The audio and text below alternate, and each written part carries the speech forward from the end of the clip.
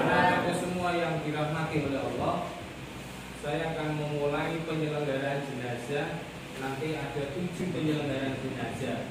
Satu adalah ketika kita melihat atau di samping orang yang sedang mengalami sakaratul maut atau nazar. Kemudian yang kedua, ketika kita sudah melihat orang ini sudah menjadi jenazah alias isdet, ya.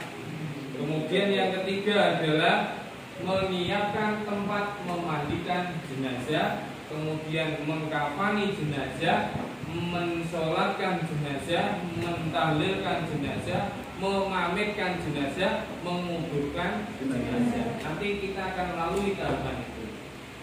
Anak-anakku semua yang dirahmati oleh Allah, kita anggap ini adalah orang tua kita, ayah kita atau ibu kita. Ketika ayah atau ibu kita sedang sakit, maka jangan tinggalkan beliau sedetik pun. Kenapa? Ibu kita adalah malaikat yang terlihat di hadapan kita. Ibu yang melahirkan kita adalah ada surga di telapak kakinya. Maka seorang ibu disebut malaikat yang terlihat bagi anak-anaknya. Anak-anaknya itu akan menjadi anak yang berbakti kepada orang tuanya ketika di akhir hayatnya sampai kematian orang tuanya mendampingi kedua orang tuanya. Bahkan ikut membacakan doa ketika nazar. Nazar tahu ya? Nazar itu artinya ketika ruh berada di tenggorokan. Kemudian sakaratul maut gimana? Yaitu keadaan ketika ruh diambil dari ujung kaki, di ujung kaki diambil, pasti terasa sampai ujung rambut. Lalu bagaimana Pak keadaan manusia ketika diambil ruhnya? Ada 2 keadaan. Yang pertama adalah keadaan ketika kesakitan. Kok kesakitan gimana? Karena orang tersebut ketika hidup di dunia tidak taat beribadah kepada Allah. Maka ada istilah wong ape mati wae kok kejet-kejet dhisik, bengok-bengok dhisik, bahkan sampai ora mati mah didongakno anake sampai wong ora mati-mati. Sampai anake bosen ngerumati wong tuane. Naudzubillah beda ngerumati wong tuwa loro kok bosen, itu berarti termasuk anak dua. Kapan bosen ta boten? Sakit itu nikmat. Sakit adalah nikmat. Tirukan, sakit adalah nikmat. Sakit adalah nikmat. Sama seneng loro ya. Kan nikmat itu iya Pak, nikmat yang tidak enak. Bahkan orang yang sakit ketika sakitnya sampai sembuhnya dosa-dosanya itu berkurang. Bahkan diriwayatkan ketika kamu ingin dosanya berkurang, maka jenguklah orang sakit. Maka nih bermulai ini mampir nih puskesmas. Masih sediluk miliki wong lo. Kok guyu?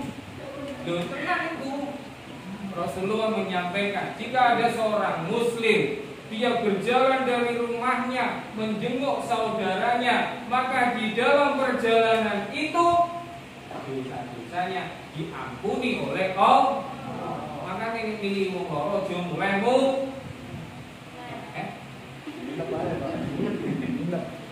Ya, pilih wong loro. Panajim ini gak ngarai apik ya. Gak ngarai apik ya. Tapi itu disampaikan oleh Allah.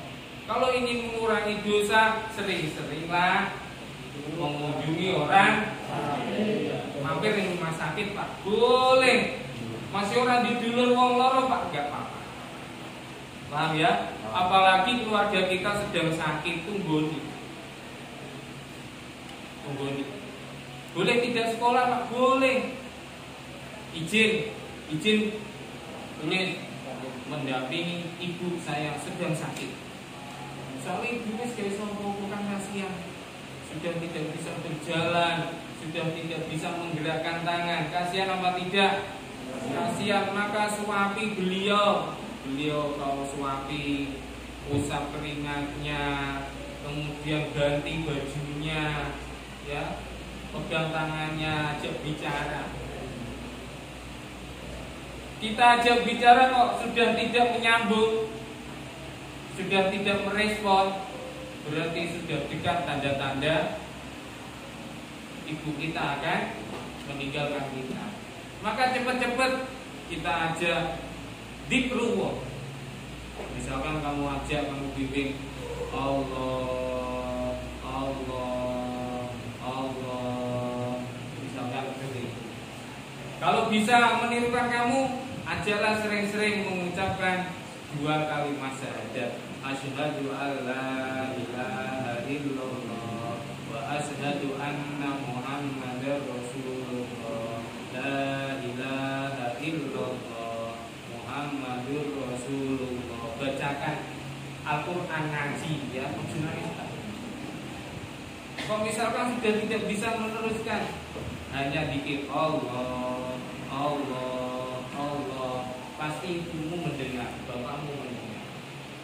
Pasti di dalam hatinya juga itu kamu pegang tangannya, pergelangan tangannya kau pegang, masih ada denyut nadinya, berarti masih bernyawa, masih hidup. Ketika kalau sudah tidak ada respon, kemudian kamu dengarkan ini, ya, sudah tidak berdetak jantungnya, kemudian kamu panggil dokter misalkan untuk mengecek, sudah tidak ada denyut nadinya nggak ada, tapi tubuhnya ada yang masih hangat. Nah, kita ucapkan inna lillahi wa inna ilaihi raji'un. Kemudian kita tutup matanya, kita tutup mulutnya, ya. Kemudian tangannya kita sendakepkan yang kanan di atas. Paham, ya? Ada pertanyaan? Anak-anakku semua, kenapa kita harus mendampingi beliau? Jangan sampai orang tua kita atau orang terkasih kita meninggal dunia tidak ada yang mendampingi alias sendirian. Kenapa demikian? Orang yang meninggal dunia ketika nazar itu datang banyak setan dan iblis akan menggoda orang yang mau meninggal dunia agar tidak bisa meninggal secara alias tidak bisa nyebut. Akhirnya suul kok, makanya disuruh mendampingi biar tidak tergoda oleh iblis. Karena apa? Iblis itu nanti akan menggoda orang ini, ditawari air susu, ditawari air madu. Biar apa? Biar tidak zikir kepada Allah, biar lupa kepada Allah, biar tidak bisa membaca syahadat. Nah, ini masa-masa penentuan taruhan hidup kita itu di sini, anak. Taruhan kita hidup di sini. Maka naudzubillah min dzalik, kita jangan sampai meninggal dunia dalam keadaan suul khotimah. Ini kunci, anak. Kita meninggal dunia dalam keadaan utuh, anak-anak. Jangan sampai meninggal dunia dalam keadaan rusak jasad kita atau hilang, tidak ditemukan, tidak dimandikan, tidak disolatkan, tidak dikuburkan. Naudzubillah min dzalik. Paham, ya? Masih ada berapa menit ini? Setengah 2, ya? 20 menit. Sekarang kita siapkan tempat untuk memandikan jenazah. Ada 3 anak mau maju ke depan. Siapkan 3 kursi, ayo.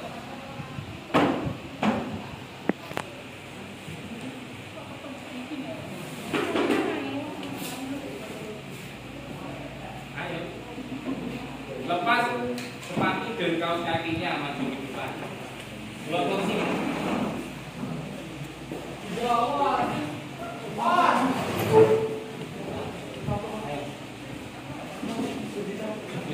Budi, ayo. Nah, lepas sepatunya, lepas kaos kakinya ya. 3 ya, 3. Kita siapkan dulu air yang mengalir ya. Kita siapkan air yang mengalir, kemudian air hangat, kemudian kamper, kemudian sabun, kemudian sempo, kemudian cotton bud, tusuk gigi, kemudian minyak khusus mayit, bedak khusus mayit, kemudian ada lagi apa?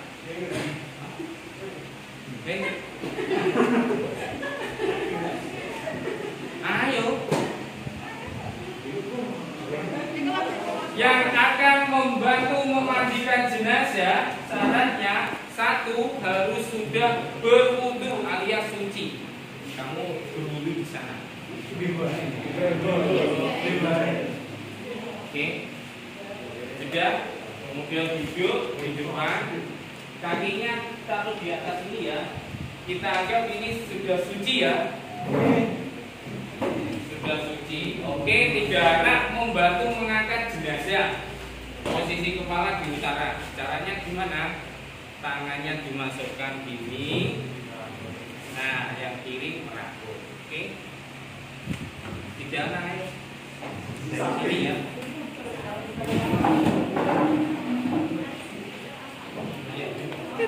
Ayo. 3 anak. Nah, ini. Muni gasing. Dari sini.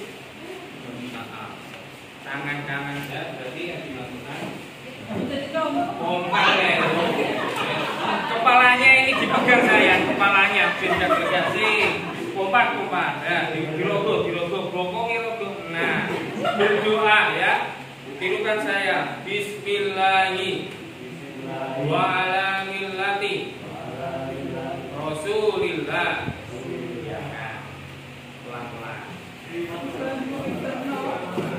Kepalanya taruh sana. Oke, ini kakinya. Oke, sudah, kamu kembali ke sana. Sereno masuk ke Saudi. Makan di sini. Oke, kemudian kita buka. Kita buka. Ini ya. Bentar, lalu saya lepas dulu.